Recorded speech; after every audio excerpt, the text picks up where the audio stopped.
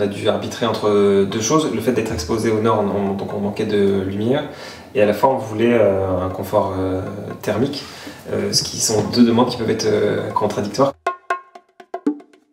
Et on a atteint des performances énergétiques qui sont vraiment satisfaisantes. En comparant à la moyenne qui nous sont données par nos fournisseurs d'énergie, on se rend compte qu'on consomme 2 fois moins d'énergie, aussi bien pour se chauffer qu'en électricité. C'est très agréable d'avoir affaire à une équipe avec des gens qui allaient dans le même sens.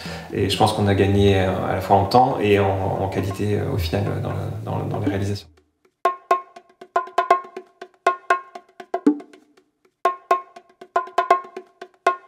Il s'agit d'une maison de 1950 avec une petite véranda complètement déperditive. Il fait aussi chaud dedans que dehors l'été et l'hiver, donc c'est pas une pièce à vivre. On trouvait que c'était un joli pari d'essayer de les rénover de façon écologique et donc de profiter de tous les avantages dont on dispose, notamment le jardin et puis la proximité avec le centre-ville de Nantes.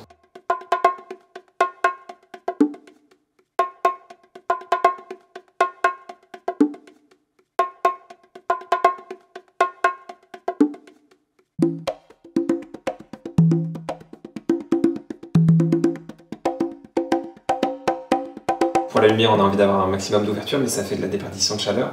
Et je pense qu'on a trouvé un bon compromis qui fait qu'on a une lumière qui est stable tout au long de la journée. Ça, c'était un questionnement effectivement des clients quand ils se sont adressés à moi, puisqu'on rêve plutôt d'une maison orientée sud-sud-ouest pour avoir des couchers de soleil et la lumière du soir. Mais en fait, on s'aperçoit quand même qu'avec les changements climatiques, l'orientation nord peut être très confortable. C'est une lumière qui est stable. Et donc il faut par contre bien dessiner et mesurer les dimensions des ouvertures extérieures pour pas que ce soit trop déperditif l'hiver quand il fait froid. Et par contre on a rajouté donc une grande verrière en haut de la toiture de l'extension pour amener de la lumière en second jour dans la cuisine et dans la pièce de vie pour que la maison soit vraiment baignée de lumière tout au long de l'année. Et puis donc cette extension, ce qui est quand même vraiment très chouette, c'est que l'été, en fait, on ouvre en grand la baie à galandage et on a une maison complètement ouverte sur le jardin. Dès la visite, on a pu enclencher le travail et l'accompagnement avec Lucie. Il y a la phase avant-projet, où on va commencer vraiment à dessiner le projet et à vérifier aussi qu'il y a une bonne adéquation entre les contraintes urbaines, puisque là il y avait différentes solutions, les attentes des clients, les attentes en termes d'audit énergétique et surtout le budget à respecter, parce que c'est quand même quelque chose de très important. Donc on fait un premier chiffrage en fait qui permet aussi de choisir peut-être les choses qui vont être à prioriser ou pas. Et puis en allant jusqu'aux finitions intérieures, agencement, qui là amène la vraie plus-value de l'archi d'intérieur. L'idée c'est plutôt d'utiliser des matériaux vraiment pérennes dont on ne va pas se lasser, qui vont avoir aussi une durabilité et une vraie qualité avec des matériaux locaux en fait.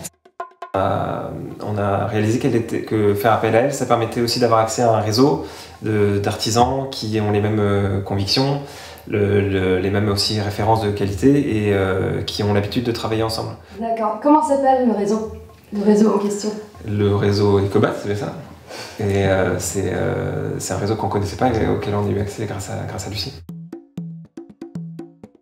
Alors, si on fait un bilan global estimatif financier, on est aux alentours de 1 000 € du mètre carré, ce qui est plutôt une fourchette basse qui est liée aussi en fait aux performances énergétiques qui n'étaient pas trop importantes, mais suffisantes. Donc je trouve que c'est un projet intéressant par rapport à l'investissement et le confort obtenu. Notre chantier qui permettait pas d'arriver à un label BBC par exemple, donc qui n'était pas non plus optimal, a permis des réductions de consommation d'énergie qui sont vraiment satisfaisantes. Je sais qu'après avoir pris soin de la maison, on peut tout doucement prendre soin du jardin qui était une pelouse, comme dans la plupart des pavillons, et qui aujourd'hui devient un lieu un peu plus vivant et productif, et donc tout ça constitue un ensemble qui est cohérent et qui nous plaît.